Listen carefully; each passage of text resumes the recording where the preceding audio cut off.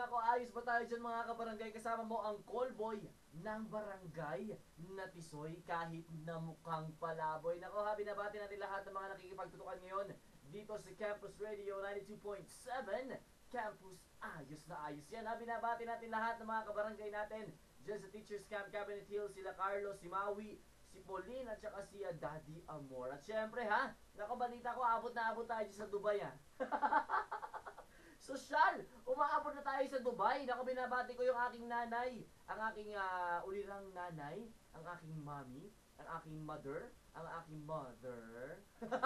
Diyan sa Dubai. Naku, kamusta ka dyan mama? Naku, mag-ingat-ingat ka dyan Dahan-dahan lang ang pagkain, baka lalong tumaba. Pareho na tayong mataba. Uy callboy matamak sa tingin Meron din akong nanay.